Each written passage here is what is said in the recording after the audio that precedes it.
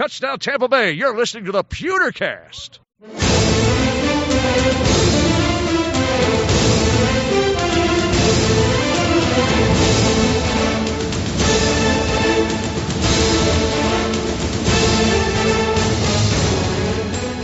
Welcome to the PewterCast. I am Brent Allen, your host, and joining me, as always, is my co-host, Ren. I finished second, Daxed. There are bots in the we're talking about PUBG. It's a variation of Fortnite. I like it better because it's not so cartoony or unrealistic. But the base is exactly the same. There are bots in the game, so you kind of get some easy kills, but it moves the game along. So pretty sure all I heard there was wah, wah, wah, wah, yeah, wah. exactly. I didn't even explain it that well. The point being is that I finish in the top 10 almost every time now, no matter if I'm playing squads, duos, or single person. So, well, there you go. So that's how Ren's super exciting. That's how Ren's off season is going so far, guys. He's first in PUBG. I am not first. And the Fortnite knockoff. No. I think PUBG was out first, to be honest. Oh, was it? Okay. I think so. All right. Well, Ren, this episode is part of our off-season tour, and I got to tell you, buddy, this off-season for us has been a little bit more like an off-season tour day force. This show, and by the show, I mean the PewterCast as a whole, man, we are growing. Lots of people are jumping on with kind of what we're doing here. The numbers are outstanding. They're continuing to grow. I know we mentioned that, I think, a little bit in the last episode. But I just wanted to kind of take this moment and say, listen, if you're a new listener with us and you've kind of recently joined us, or maybe you joined us somewhere towards the middle to end of last season, or maybe even just since this offseason has started, I want to say welcome to you. Thanks for joining our community. Thanks for downloading and listening to the show. We do this for you guys. A little bit, Ren, I think maybe for you and I just to, hear ourselves talk, but mostly it's for the other people. And for you and I to hear ourselves talk. There's definitely some of that in there. Probably a bigger percentile than we should admit. Probably. Maybe. Who knows? But hey, listen, you know what? The last episode that just went out a few days ago is currently sitting at the third most downloaded episode of the off season, and that's like of all time. So like where other episodes have had more time to garner more downloads, like this one that has just went out is already shot all the way up to number 3 on the list. So that's super cool. That was our instant cast. However, this is part of our off season tour, and today we are going to be making a stop at our owners meetings in Orlando. Now, Ren, when you and I recorded this, there was a lot of these interviews that we got to hear from, and a lot of nuggets and bits of information that we were able to pull out. Lots of things concerning the Buccaneers that we really wanted to dive into, and we took our time. And so to make it a little bit easier for our listeners, what we're going to do is we're going to take a page out of Peter Jackson's book, and we're going to split this into 3 parts. This episode, this will come out as 3 individual podcasts. You'll be able to download them, listen to them all together, but maybe it'll make it a little bit easier having them split up. So in part 1, you guys are going to get the Jason Licht interviews. Now, he had 3 of them. He had a sit-down with Rick Stroud. He had a meeting, an interview with all of the media people, and then he also had a sit-down with Pete Schrager from Good Morning Football. In part 2, we're going to be taking a look at the Rick Stroud's one-on-one sit-down with Buccaneers owner Joel Glazer. Lots of stuff that came out of just those 2 interviews in and of themselves that we are kind of salivating over to get to. And then in our third part, we're going to kind of dive back into something we've not done in a while, Ren, and that is to read some emails, some comments, some questions that we have received lately. We even have a new iTunes review, which we have not had a chance to read yet, so we'll get to that in part 3 of today's episode. All of that is coming your way on today's episode of The PewterCast.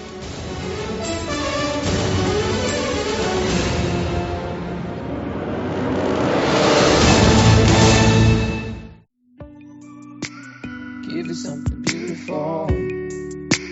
Girl, I know your heart is gold. Touch me warm and treat me cold. You're my angel in the centerfold. They say that love can make a home and a memory, but he is on. This is something that I've never known.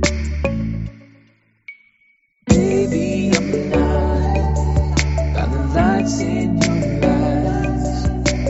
Don't try to hide, the heart never lies. Maybe we'll find.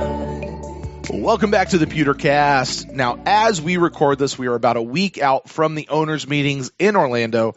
But while there, Bucs fandom was treated to really a whole round of interviews with Buccaneers brass, and this gave us all kind of tidbits and sound bites about what's going on behind closed doors at One Buc these days. Ren, all that stuff that you and I didn't get to see while we were touring One Buc just a couple weeks ago. So we're going to roll through those interviews and take a look and see what maybe we gleaned, what matters to us as fans, and where we're going to go with that. Now, we're actually going to start with one that happened just a little bit before the owners' meeting. Rick Stroud of the Tampa Bay Times got to sit down with Jason Licht in an exclusive interview, I assume probably in Jason's office. Maybe? Ren, what do you think? Yeah, I would think so. Yeah. I think I don't think it matters. Yeah, sometimes I get a visual for what's happening, but probably for the points of this show, you're right, doesn't really matter. However, Ren, I will toss it to you with this one with Rick Stroud and Jason Licht. What and not just we'll kind of stick there, but what jumped off?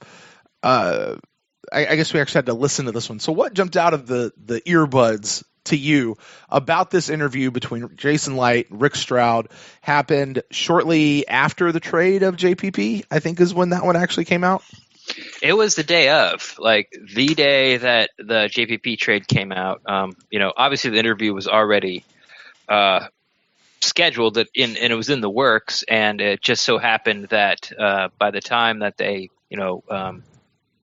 GM Jason Licht and Rick Stroud, as you said before, from the Tampa Bay Times actually sat down that day, the JPP trade had broke. Now, if you've seen the Jason Licht interview that's on Buccaneers.com of him at the owners meeting, this I urge you, this is the one to go find. Rick Stroud has a podcast, Tampa Bay Sports, all things Tampa Bay Sports Today or something like that. Yeah, Tampa Bay Sports.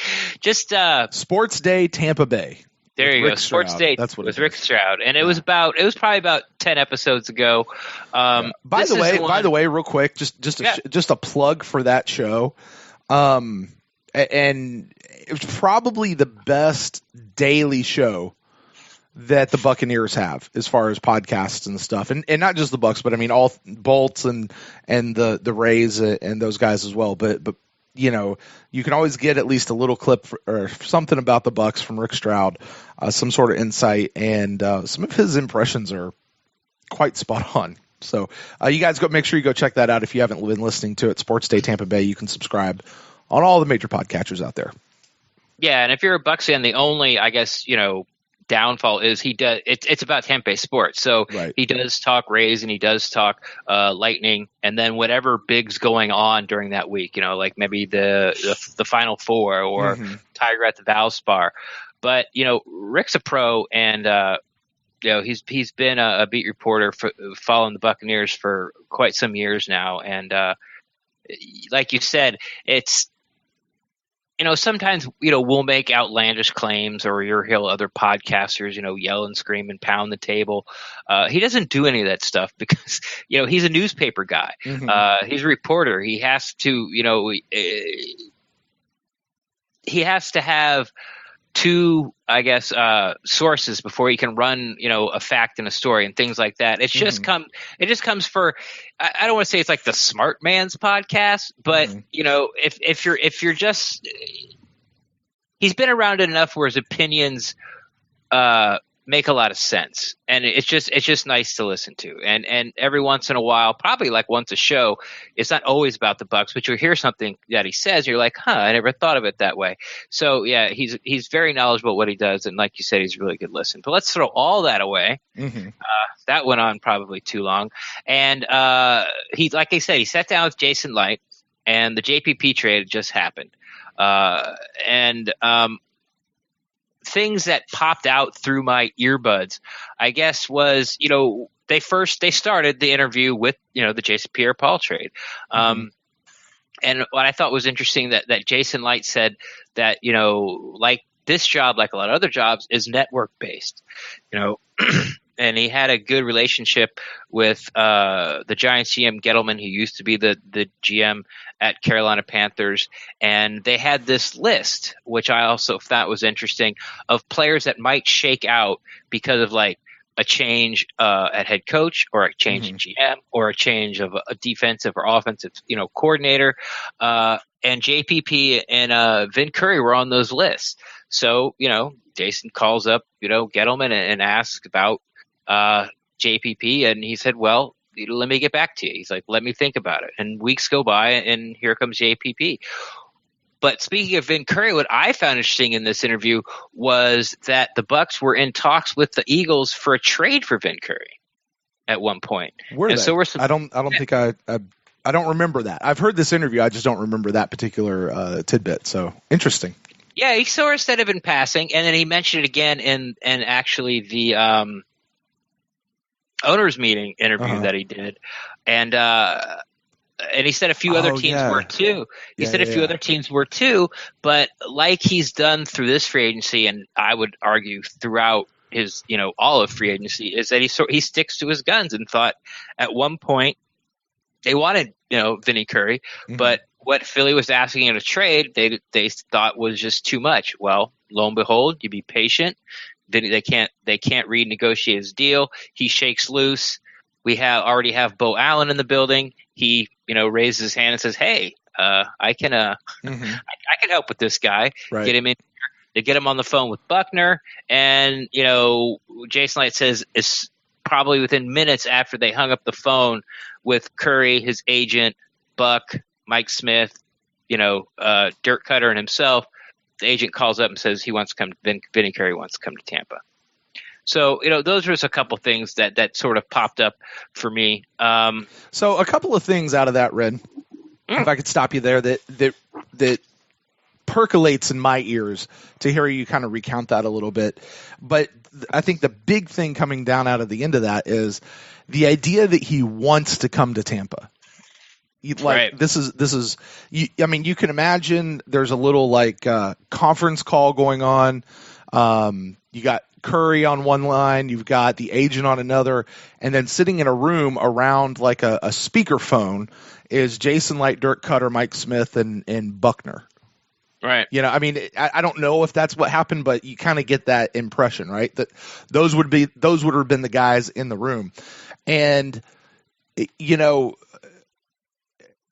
no secret that Mike Smith especially has taken a bit of a beating from Bucs fandom. Especially after this last season, Coach Koetter as well. Yet we heard nonstop about how the players wanted to keep playing for him. Nobody gave up on these coaches. And the idea that a guy like Vin Curry wanted to come to Tampa, like I for whatever he heard from them, from Coach Buckner. Which, and we'll get to it a little bit later, but Dirk Koetter later talking about how Buckner has already made an impact and he was involved in getting a player back into Tampa, or getting a player to Tampa. That this wasn't just the Buccaneers went out and laid out a bunch of money in front of Vin Curry. Like, that he wanted to. They certainly did. They made him an offer. Yeah, they certainly paid him. Right. They definitely paid him, but it wasn't just that. Like, it was the amalgamation of talking to all of these guys, everything that they have going on, whatever those guys said to him that got him excited about what's happening in Tampa and what he can be a part of here in Tampa. That makes me excited, Right. Yeah. Yeah. It seems that, how we sort of call Bo Allen the anti-Chris Baker. A guy that's sort of taken over the same position, supposed to do the same type of things, but instantly you like a lot better. Even though we did like the Chris Baker signing, I really I didn't really appreciate his shenanigans, be honest, at the beginning, but I kept my mouth closed because, he could have been a very good player. And then if he comes out and gets 8 sacks or even 6.5, I'll put up with the palm tree and the sitting out reps and all that. Hey, are the wings for free? All that kind of stuff. I'll let that go by. But it feels like Brenton Buckner is sort of the anti-Jay Hayes. It's like everything that you wanted as a defensive line coach, and it's extremely early. Like they haven't even stepped on the field yet and coached these guys, but he's already made his impact, felt in the building. And it seems that, it's going to be a good fit. And of course, Jason Licht had worked with him because he when he was in Arizona and Buckner was down there in Arizona. It's, you can't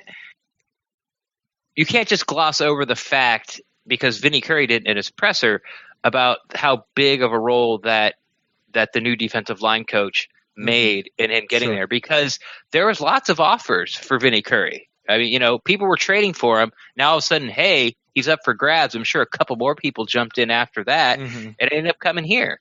So, like you said, it's something that you like to hear as a Buck fan. Just kind of makes you feel good, especially after we missed out on the Robert Quinn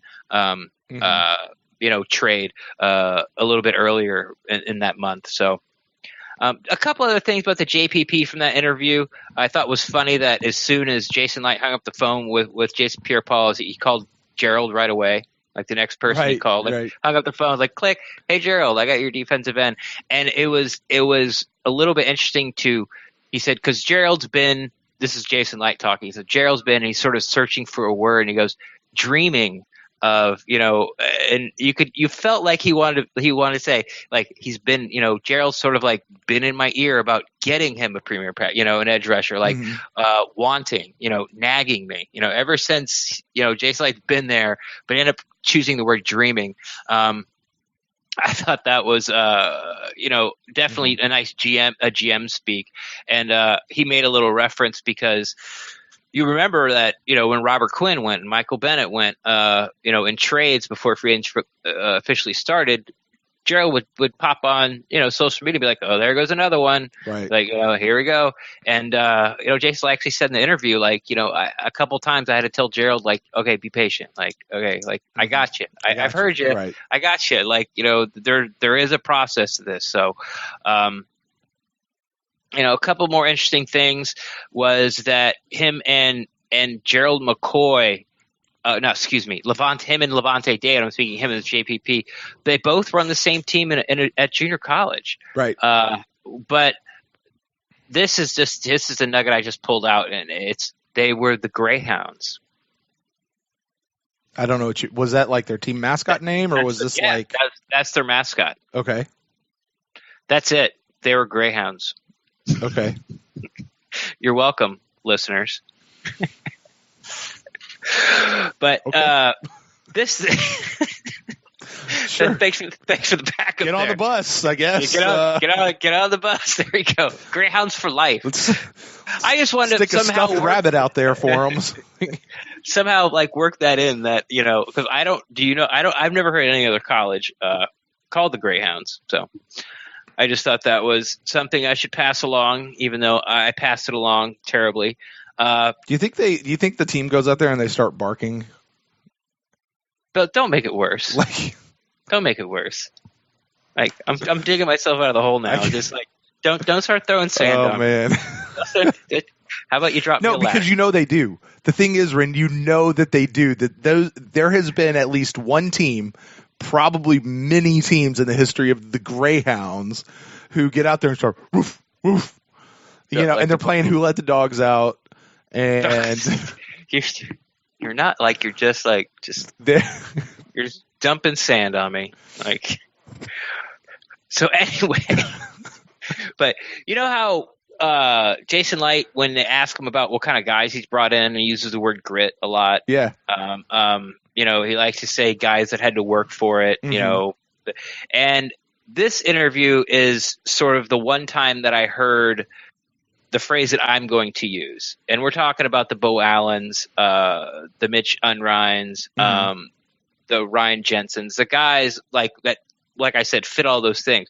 But he said it was almost a throwaway line. He said, it's a win at all costs type of guys. And so that's going to be sort of the when we keep talking about these guys through training camp and OTAs and all that, and maybe even guys that Jason Licht brings in through the future, at the draft, after the draft, the undrafted free agents, rookie minicamp type of things. I think a common thread through this will be, instead of like trying to explain it with all those adjectives, is win at all costs type of guys. Mm-hmm. I like the idea. There's I like the idea that these are guys. The phrase I keep hearing, and it's actually turned into its own little Twitter thing now, is these are guys with chips on their shoulders. Like they all have chips on their shoulders, right? Like all of them, like Vin Curry, whatever, JPP, all these guys. The kicker, they're all guys walking around with chips on their shoulders. Right. I think they all, like at one point or another, they all said it in their presser or have said it to the press at one point or another. Yeah. I thought that was pretty funny. Uh-huh. I think that's going to last about 2 weeks, and that'll go away. But I thought it was kind of clever. Uh-huh. And then moving forward in the interview, the Rick Stroud interview with Jason Licht, then they start talking about Bo Allen. Mm-hmm. A couple of things, we've heard all the stories about, hard worker, grit guy, win at no cost. We've heard about, dressing up as elephant story. A couple of things that I found interesting that Jason Licht said was that Bo Allen was used in sub packages near the end of the year for third down. So when they were bringing in their pass rushing guys, Bo Allen was coming in, but not necessarily as a pass rusher. He called him a setup guy. Mm-hmm. So he was the guy that would crash the guard down to make the hole for the blitzing linebacker, or crash the guard down to make the hole for the defensive tackle that's looping around to fill that hole and get to the quarterback, which, there were sort of hints about it last year that not everybody was doing their job on the defensive line, that there was too much freelancing. Mm-hmm. So I thought, when I heard that, I was like, oh, okay. I think that's going to fit a lot better than some of the previous guys.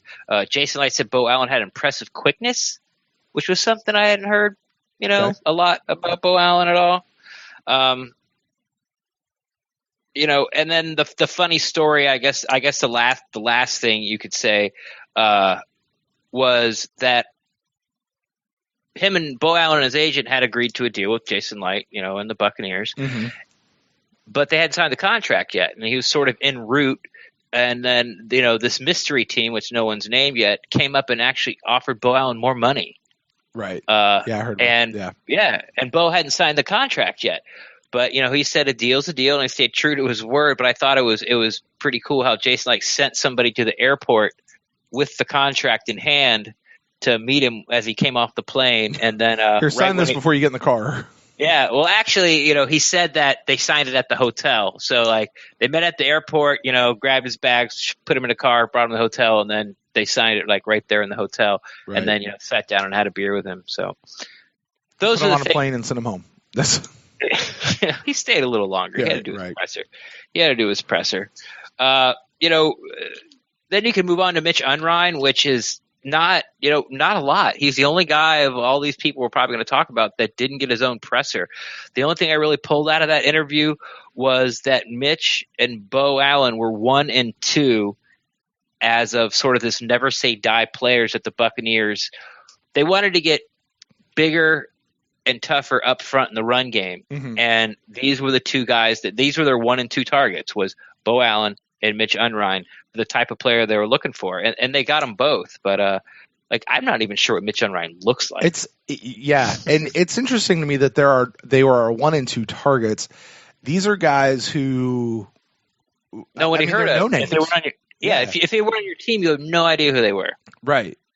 Now we know Jason's track record with bringing in no names. It's not horrible. I wouldn't say that every no name he's brought in has turned out like a Cameron Braid or a Adam Humphries, but he certainly has a knack for finding untapped talent in the league. So I find that interesting. I don't know that I picked up that they were both 1 and 2 as far as their targets go when the dinner bell rang, because a dinner bell rang and Jason Licht sort of took a sweet Tom Moseying in from the fields. You know what I mean?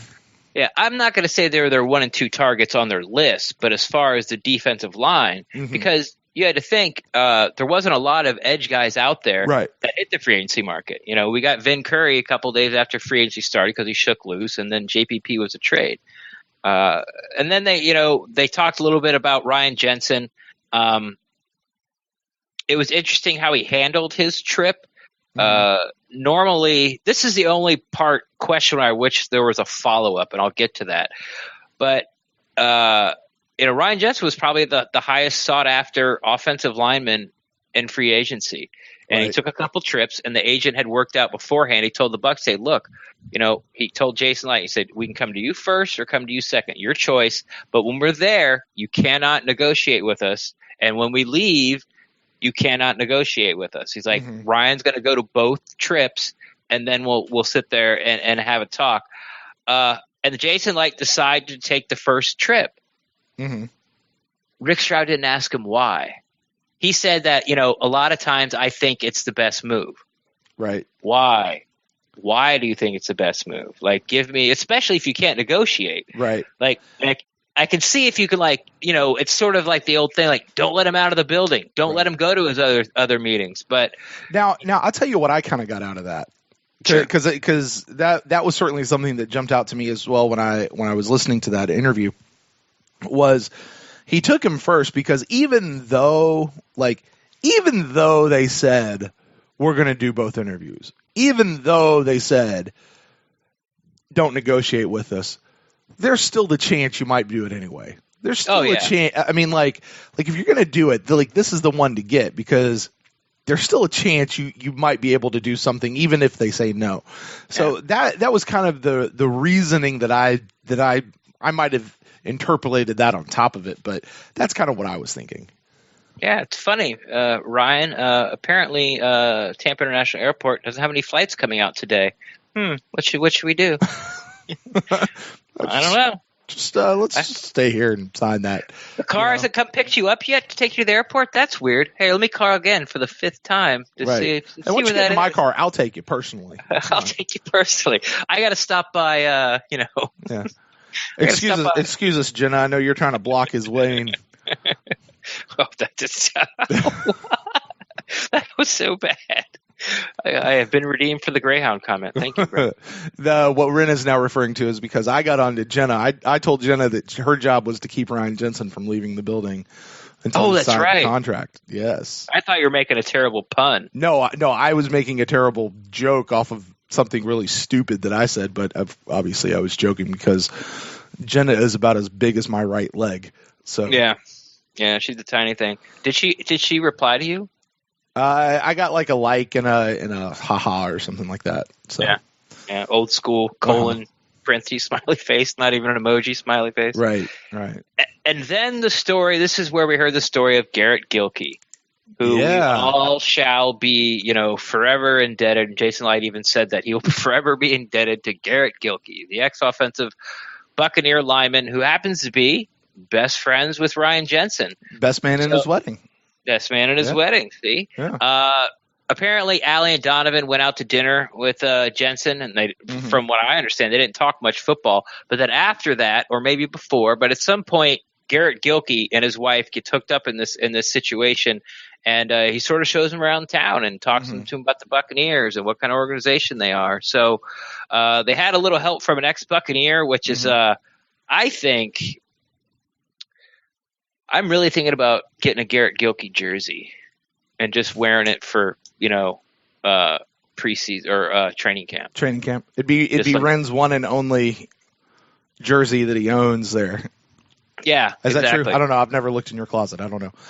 No. I have gone on record many times saying that I am not a fan of grown men wearing other grown men's name on the back of their shirt. But you would do it for Gilkey after this, huh? Because it's funny. Right.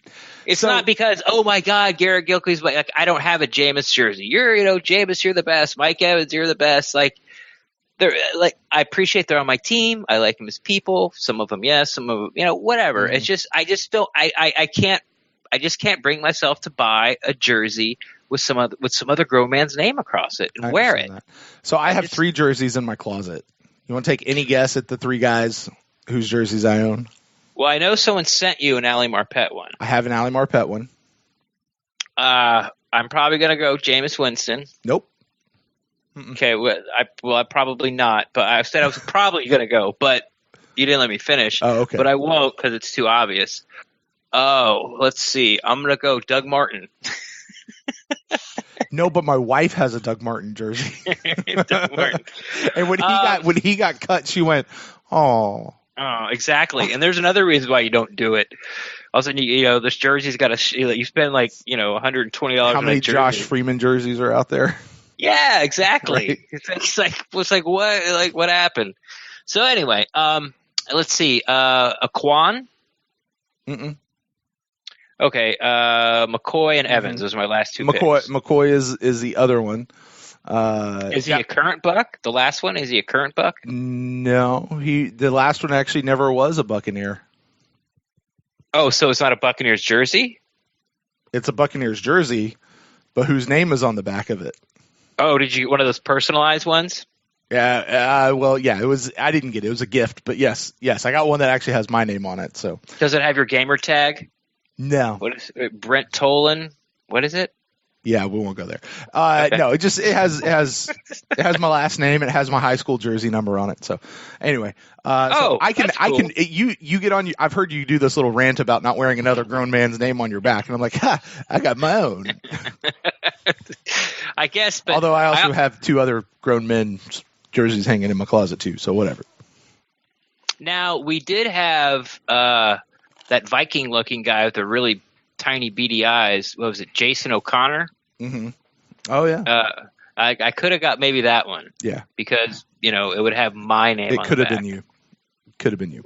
But anyway, all of this to say, let's wrap this back around. You're looking at maybe a Gilkey jersey, just out of honor and in memoriam for what he did getting Brian Jensen here. And just wear it for. And since I'm so against, wearing those type of things, and if you're out there and you're listening and you think I'm crazy, go ahead, fine. You can wear whatever you want. Like I don't think you're a lesser person of it. It doesn't really bother me. That's just my personal take. But just for training camp, and I won't. But I'm just like I said, I'm just throwing it out there that I think it would be funny that if every day at training camp I wore, I think it was 73. I want to say, made myself a Garrett Gilkey t-shirt, a Garrett Gilkey jersey. That's funny. Anyone out there who has a Garrett Gilkey jersey that you're not doing anything with, you can send it to Rendaxed, P.O. Box 1902. How many Garrett Gilkey jerseys do you think they sold? That would be amazing. I don't know, but if everybody sent their Garrett Gilkey jersey to you, you might have 4. So. No, I don't think they sold any. Like that would have to be a custom, build at NFL.com. I doubt the Bucs made any Garrett Gilkey. So bring this back around. Something that I found very interesting about that was it in this interview, Ren, that they talked about sitting down with Allie to talk to him about potentially signing Ryan Jensen. Yeah. The idea that they sat Allie down and they said, "Hey, listen, we like what you did at center. You did fine, but one of the guys that we're looking to target in free agency happens to be a center, and he'll be the guy that they said he could play guard or center, but we think he does better at center, so we're going to bring him in and move you back over." It comes out later, and we'll talk about this later, that they're also going to move Allie back to guard, and not just move him back to right guard, which is where he played a couple years ago. They're going to move him to left guard and have him be next to Donovan. Mm-hmm. When they asked Koetter about that, what he said was, "No, Allie's going to play on the left side. We're going to play him next to Donovan," which to me sounds like. Well, my voice is cracking. It's late. To me, sounds like they're moving him over to the left side with the purpose of being next to Donovan. And I wonder if it wasn't in that meeting, Ren. Like I'm just kind of putting all this together. If because you had mentioned something on our last show. We're moving back to guard, and Allie goes, "Hey, can I play next to Donovan?" Exactly. Because you had mentioned something in our last show about, hey, do you think the players ever finally went to Coach Koetter or Warhop or somebody and said, "Hey, listen, can I go here? Or can we stop doing this thing over here?" Like, I wonder if that actually might not have even been a request. So, yet another reason for us to have our media credentials so we could ask these questions, Ren. Because I'm personally interested to find that out. Like, if that was a request from Allie and Donovan or somewhere to move him over, or is that just something that Koetter and Licht kind of saw and said, "Hey, let's make this happen"? I'm just curious. I don't know, but I find it interesting, kind of seeing how all this is lining up. Well, Koetter did address a little bit of that, and we'll get to that. We'll get to that part. But the last thing I just want to wrap up with this Jason Licht, Rick Stroud interview was they talked a little about the Glazers, and I thought that it was I don't want to say if it was neat. I just thought it was interesting. I guess I'm going to be using that word a lot tonight. I found it was interesting that the Glazers didn't put any boundaries, and this is before Joel Glazer's not even talking, which is out now, but Joel Glazer isn't going to talk for another 2 weeks.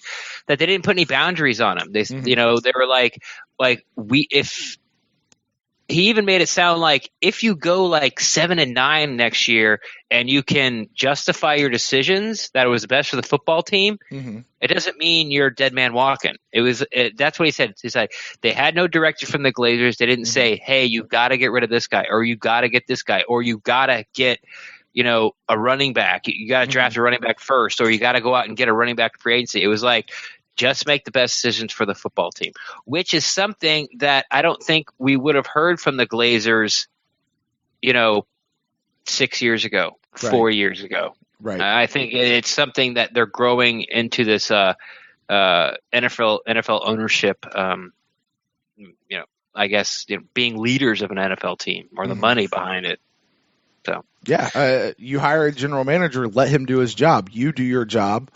And, sometimes it works out, sometimes it doesn't. We're not going to, it's smart. It's really smart. And I know a lot of people I've thought about this recently. A lot of people have really tied Jason Licht and Dirk Koetter at the hip, that if this season goes south like it did last year, they're kind of giving both of these guys one last chance, and this is their last chance or they're both gone. I don't think that's necessarily true. I don't think these guys are nearly as tied employment-wise as a lot of people like to think they are. If this season goes just stupidly south, it's possible that we could see a change at the head coaching position, and I'd say it's a whole lot less probable that we would also see a change at the GM position. Now, we might, but I just don't think – I don't necessarily know that those two will go hand in hand. Yeah, I agree too. And even I said this way back, when our season ended. I think what it ended New Year's Day was it? I think the last game.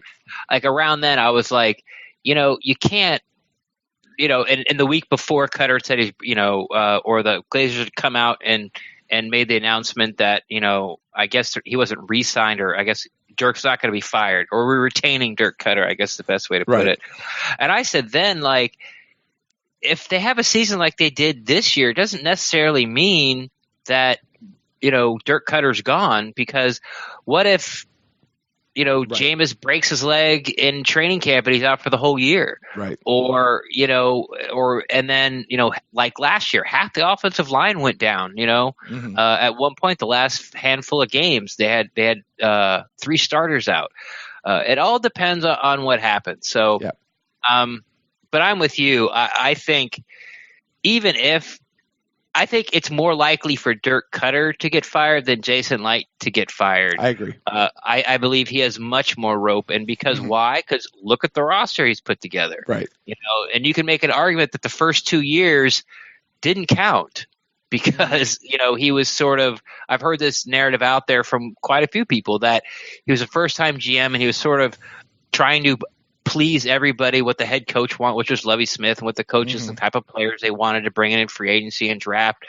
But as soon as Lovie Smith hit the bricks, and not that, those drafts were terrible, but as soon as, Lovie Smith hit the bricks, it seemed that the players that were brought in are more Jason Licht guys and not necessarily Dirk Koetter guys, where the years before that, everyone it seemed to have brought in were Lovie Smith guys. Right. Yep. And Jason said, he said during that transition between Lovie and Dirk, he's like, I'm going to have control of the 53. And we know that was kind of a part of Lovie's contract, was that he was going to be the final say-so of the 53. And I understand why a coach would want that. It just rarely works out.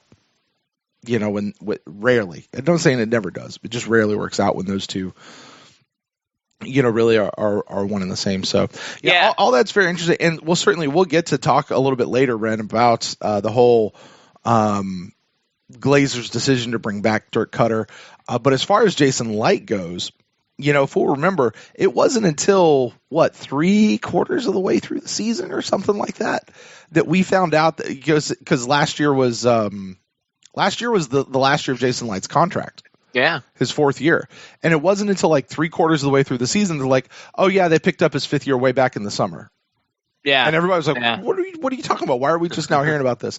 I think it's entirely possible that we could be sitting around here in November and all of a sudden go, oh yeah, they extended Jason Licht's contract back in July. Yeah, he'll be here for another 4 years or 5. It's possible. If you actually get a full contract extension, that might be a little bit bigger deal. They might announce that, but it's like I say, I just think these two guys are not as tied at the hip as people say they are. Yeah, agreed. All right, so that's Rick Stroud and the Jason Licht interview. Was there anything that jumped out from that one, or you want to move on to the next interview that we have? No, that was it for me. Yeah. The next two, we're going to go ahead and just stick with Jason Licht interviews. There's 2 more with him that we got from the owners' meeting. There's one where he got to meet for about 12 minutes with the press.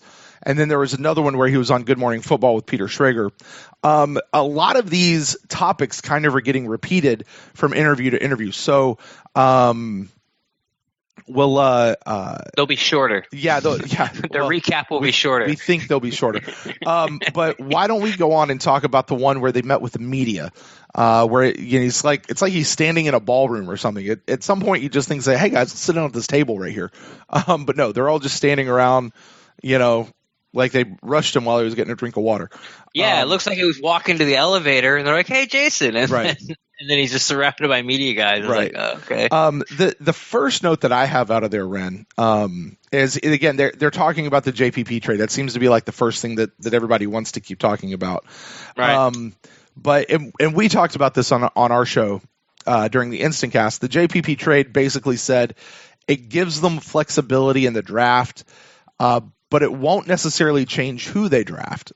Right. Which I thought was real interesting. It was a quote from Jason Licht, meaning, if they're targeting Bradley Chubb, just because, and they'll do what they need to do to get, if that's the guy, if that's what they want, if he falls to them, however that works out, just because they have JPP, that doesn't necessarily mean that that's going to, change. If Bradley Chubb's their number one guy at the top of their board, that's not going to necessarily change that, which I find that real interesting.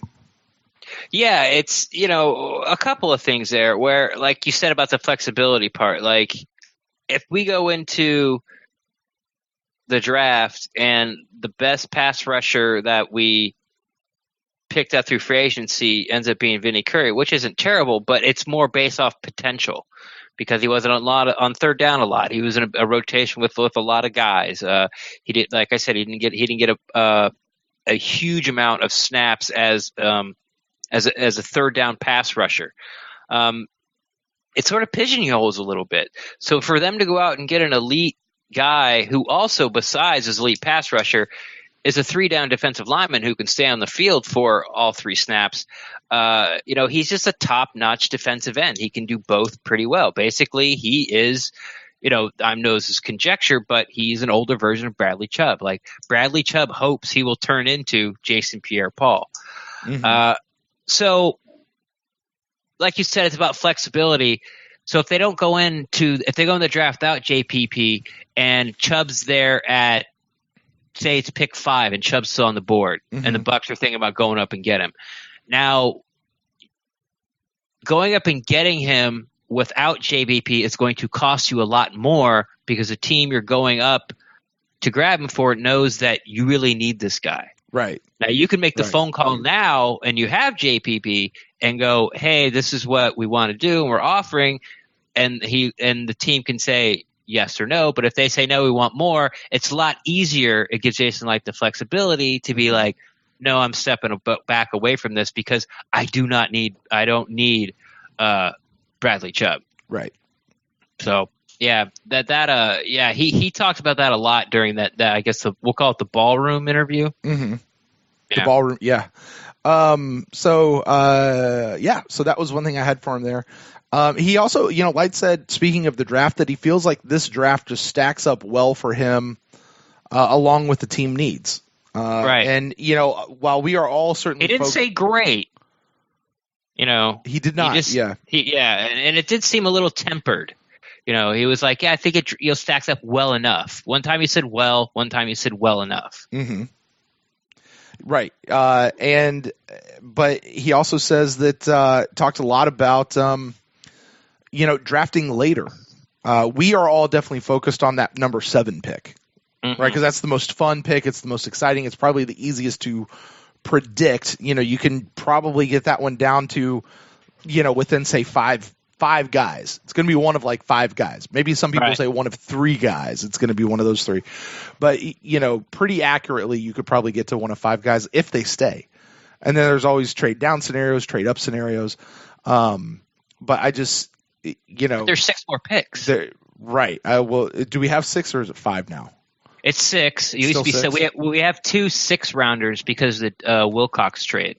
Cool. We got Ward. Cool. And then did we get a comp pick this year, or does that come into play next year? We have a comp pick this year, but that was a replacement. Well, not really a replacement, but remember we traded our 7th last year to go get Stevie T. Okay. So at the beginning we had 8. Mm-hmm. Is that right? Yeah, 7 rounds. We had 2 6, and then we took a 3rd. Mm-hmm. So that would 7, and then after the first round pick, that leaves you still got 6. So we can do math. Next week we're gonna learn how to subtract. This podcast is brought to you by the letter Q. So that's like talking about the draft. To go back to what you were saying though, Ren, just a minute ago about we've got Jason Licht type players in here. One thing that he said is you can't just pick a need; you got to pick the player that's good. Right. Like if you need if you need a safety, but your safety, the players that are available to you are not that high right now. Right. It's your turn to pick, but the safety that, the highest safety left you got ranked, you shouldn't take for another 2 rounds. Right. So, but you think if you wait till then, he's not going to be there. So now you're stuck. Right. And that's what all these signings are for. Like I talked about that with Evan Smith, it's like there's a big mystery now that Allie's going to right guard. You talked a little bit about, or left guard. Who's at right guard now? Sweezy's still rehabbing. Mm-hmm.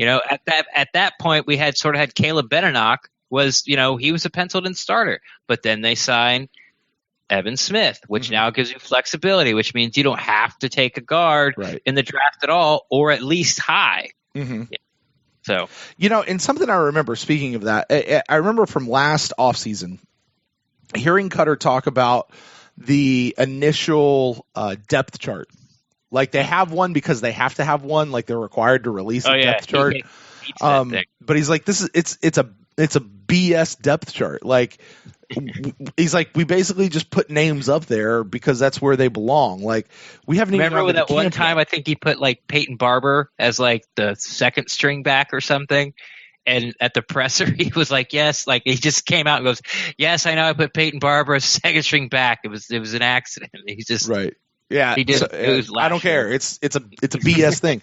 Like, so to sit back and when you think about, okay, well, who's going to be the starting right guard? Is it Evan Smith, Caleb Benenoch, or J.R. Sweezy? It doesn't matter, right? Like, we'll see when we get in there. Like, yeah, it'll shake out. Don't worry about it. You're going to force me to say somebody. Okay, here's who I'm going to say, but I don't care because we'll figure it out once we get there. Jesus from Nazareth. Right. So now let me ask you this, because one thing that Light did say was still talking about the draft. They talked quite a bit about the draft. He said every option is on the table, whether you move up, move back, stay where you are. He said, but don't forget you can make hay in other rounds. And then he kind of smiled, at them. What does that say to you about the potential of a trade down scenario or, what they might, or because he even just said, not just with that 7th round pick, you could keep your 7th round pick and trade other picks and move around. We've certainly, he traded some other picks and he got Kendall Beckwith, traded some other picks and I think he got Ali Marpet that one time. Traded some other picks and he got Roberto Aguayo. Well, yeah, nobody bats 100, right? Or 1,000. I hope some people bat 100. Right. No. Nobody bats 1,000, right? Or 1, actually, is what it is. But yeah, it is. It is. Nobody bats 1. What does that say to you when you hear him really talking about every option is on the table, and don't forget, there's some good stuff that can happen in the later rounds. I think it's a couple things. Like, one, I think the smile is, I really like the NFL draft. Like, there's a lot more that goes on besides round 1, even round 2, even round 3. And I also think it was, it just could have been a little bit about like, hey guys, look, besides, Barkley, there's a lot of players out there besides Barkley, Chubb, and Quentin Nelson. It's like there's a lot of stuff going on. This is what I do for a living, and you can get a lot of good players. Just look at my previous drafts in round 2, round 3, round 4, and not to mention the undrafted free agents that he brings in. Anthony Montclair, guy could barely play, didn't play any American football. At halfway through the year, Luke Stalker became expendable. Because Claire could do what Luke, or at least not that much of a drop off from what Luke Stalker could do, and so yeah, there you go.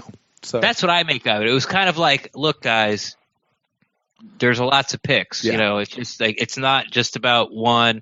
It's not just about maybe trading down, because he was starting to get a lot of questions like, how nice is it to be at the top of a draft where so many quarterbacks, needy teams, are going to pick, and you don't need one. Well, yeah, every draft's different. It's great. Right. I would like to have more picks.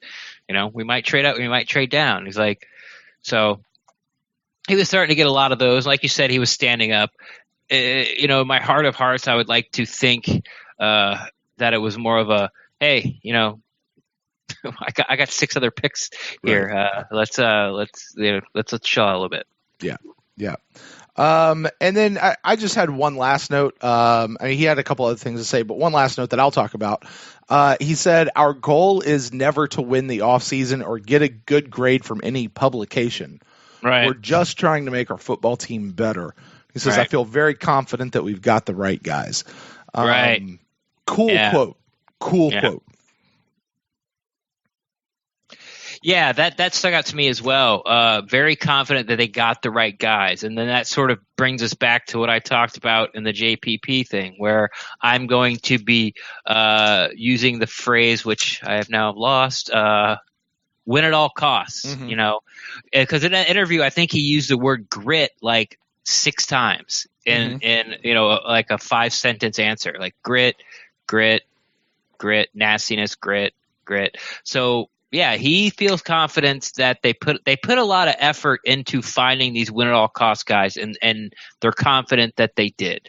It's almost, and I know I think every podcast we bring his name up a couple times just because it's low hanging fruit, but it's almost like to say like, hey guys, my bad, no more Chris Bakers.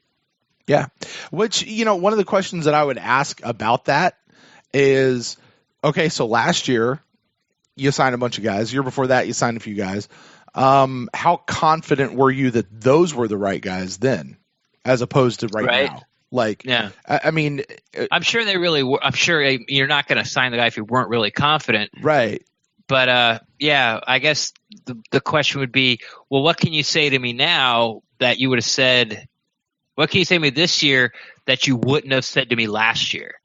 Because he says, Jason Licht says this a lot, and you've heard it. It's like, I don't miss on the player, I miss on the person. Right. Because whatever, they have a drug problem, or they just can't, they're not mature enough, or make anything, anything that someone's, flushed out of the NFL, that, you spent a high pick on, or somebody believed in, a GM believed in. I think with this year, he's tried to figure out a formula to not miss on the player, Right. not miss on the guy. He's like, okay, I like this player. Now I need to figure out how to not miss on the guy as well, because that can't hold water if you keep missing, year after year after year, and other teams don't. You have to figure it out. It's your job. Mm-hmm. So I think this year he paid a lot more to the person, or not say paid a lot more of attention, but delve deeper into the type of person they wanted to bring in, and just as much as the type of player they wanted to bring in. Exactly. All right. Well, that is what I have from that interview, the ballroom interview. Ren, did you have anything you wanted to talk about coming out of that one? I just thought it was interesting that they have up-to-date info on every player on every team. It was kind of like a throwaway line, and it was sort of like the JPP Vin Curry thing where, they started, when they started free agency, they weren't on the list, they were on a list of like, hey, these guys might become, available, but they weren't on the here are our free agent targets list. And, someone was asking about, well, what about this about JPP and what about that JPP? And he's like, look, it's like our files and all the players are up to date, like all the time. Like this is John Spytek's job. This is what he does. He's not out scouting 24/7. Like, when he's in the building, this is also a part of his job. So, I just found that to get a good interesting. look at that Excel spreadsheet, wouldn't you? I would love I would rather have it be like hard copies, like just a room full of like filing cabinets and just alphabetized and just like and like I wonder what they thought about Randy Moss. It's just like all these people, like that would be so cool. Open up the file and there's a picture of their dog. Like we know everything about this guy. I did hear one time, not in any of these interviews, but I did hear one time. I think this was in reference to Jameis and how they were researching and drafting Jameis, vetting him. They actually had private investigators. Like they hired private investigators to go find out about these guys. Yeah, they've gone on record a couple times saying, they think that no one has been vetted more in the NFL. As a prospect draft choice than Jameis Winston. I mean, you heard stories they were talking to like his middle school janitor. Like, what kind of was he a dirty kid? Did he respect you and your job when he went to middle school here? Like, I don't know what they were asking him, but yeah, I mean, they left no stone unturned. So I would not be surprised. But I am also in no way do I feel like, oh, that's kind of crazy. You went too far with the number 1 overall draft pick and your franchise quarterback. I'm glad they did their due diligence, and I'm glad they went overboard with it. Sure. All right. You got anything else out of this interview that you want to talk about? That was it. All right. We'll move on. We'll finish up the Jason Licht stuff here. He did spend a few minutes on Good Morning Football in a sit down with P. Schrags. And man, Schrags was fawning over the tough and nasty guys, as he put them in the trenches, the gritty guys. Like he was win at all costs. Yeah, he was. I mean, Schrags was falling them all over himself. But one of his co-hosts later said that, yeah, man, they crowned the Bucs last offseason's champions. They like this offseason better than they did even last year for the Bucs. So, which I'm in agreement with, actually. Yeah. But did you have anything that stood out to you from this particular interview? Nothing that, just the one thing that everyone else took out of, it was fun to watch and everything. I don't know what you picked out of it, but, after I sort of heard that quote, it's like, what did he say? I want to be a kick-ass football team, or? Mm-hmm. Yeah, he mumbled it under his breath, like, "Oh, we're on TV. Can I say I want to be a kick-ass football team?" Yeah. That was fun. That was the one I think that got everybody. I mean, that's equivalent to Dirk Koetter last year saying, "I want to be a badass football team." Right. You know, like it's the cool quote, right? Yeah, exactly. Yeah. It's the headliner quote. One of the ones that I liked, he said this, Jason Licht did. He said, "We wanted to add more tough guys, late round picks or undrafted guys who don't have the 5-star virus." Nice. Yeah, I like that. Guys who don't have that 5-star virus, that they play with the chip on their shoulder. They've got something to prove. They want to, they want to earn their next paycheck. And But I also liked this. He's talking about Jensen. He said that Jensen was one of the most competitive, gritty, and the most fun to watch guys on tape. Yeah. Which I've had a lot of fun watching some Jensen film here lately. I find it interesting that they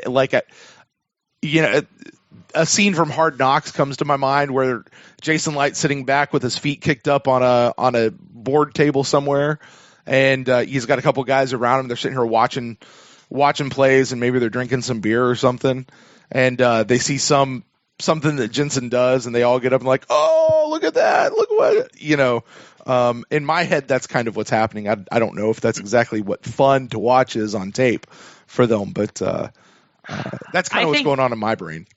I think Jason Licht he's an ex-offensive lineman.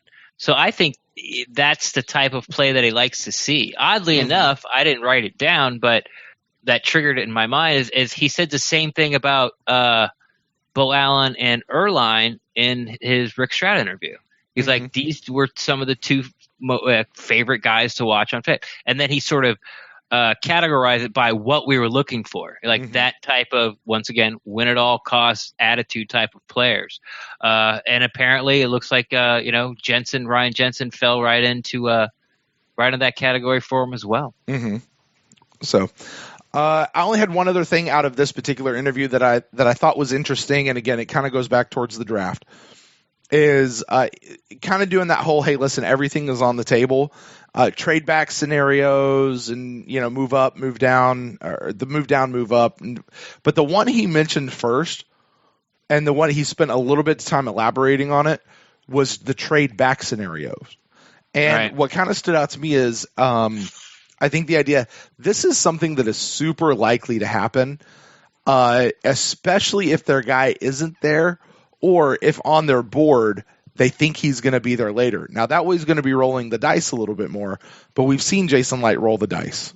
Right. So, and I say what you want about him now, but, I think back to the VH3 pick. They had the number 9 pick. They wanted VH3. He was their guy. At least that's what they tell us. They wound up trading back 2 spots to the number 11 pick. They picked up an extra 4th rounder, and Vernon Hargreaves was still there. So if we see, if we get to that spot and you see, I think the guy that you and I ran are both kind of targeting more in the draft that we'd like to see over anybody is Quentin Nelson. Right. If we get to number 7 and Quentin Nelson is still there, and whoever picks number 9, I don't know who it is right now. If number 8 and number 9, if they don't think that they're going to go for Quentin Nelson, I wouldn't be surprised to see them try to trade back and maybe still get Quentin Nelson a little bit later. They don't have to necessarily take him at 7. They could be rolling the dice in doing so, but that's certainly a scenario that very well could play out. I think it all depends on if the 4th quarterback is off the board or not. Fair enough. When it's the Bucs' turn at 7, and the 4th quarterback's not off the board, because Jason has also gone on record and saying, we're going to get a very good position player at 7. He's like, I'm extremely confident in that. So they've got probably 4 or 5 guys they're comfortable at 7 taking.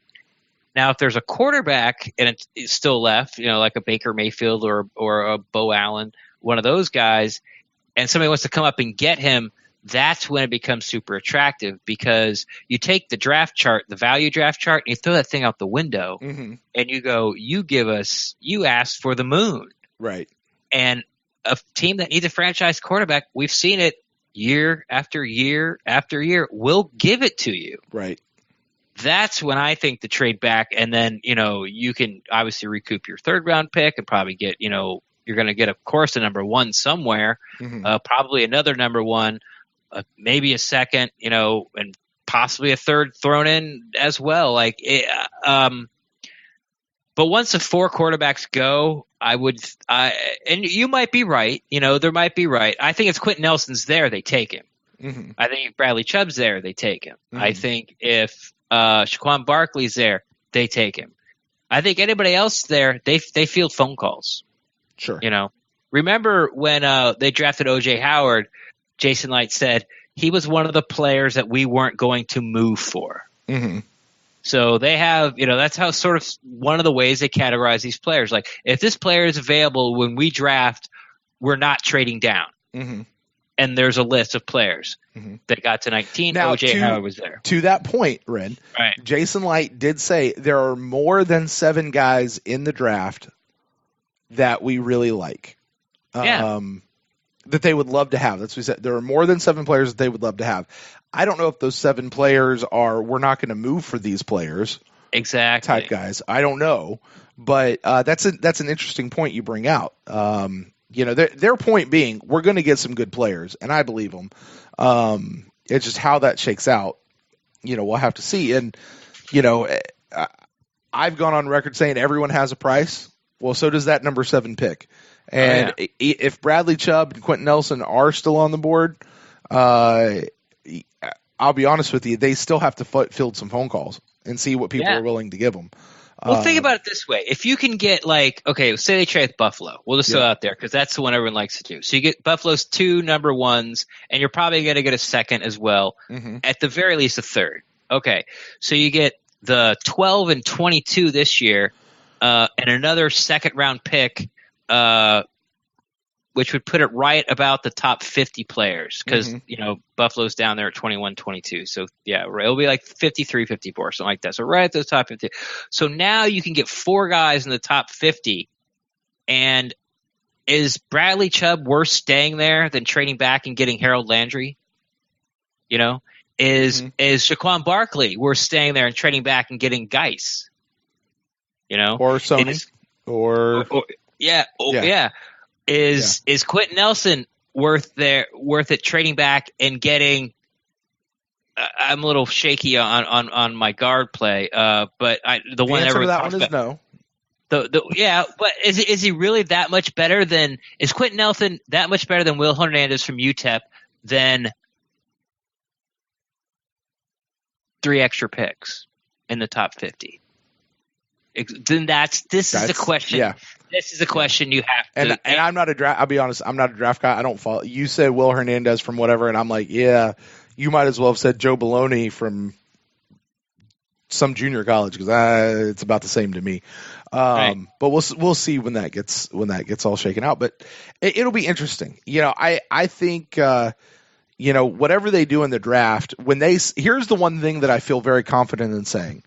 When they say that every option is on the table, I believe them. Oh, yeah. I absolutely believe them. Every option is definitely on the table. And I think that's how they approach one of the ways they approach free agency. Not only trying to improve their team, but these lesser signings are so, once again, you don't have to pigeonhole yourself in the draft. Mm-hmm. You can go BPA, best player available, as many times as possible. There you go. And he always gets it lined up that way. There you go. All right. Well, you got anything else from Jason Licht, or you want to move on to Dirk Koetter? No, let's put Licht to bed. Let's put out this light.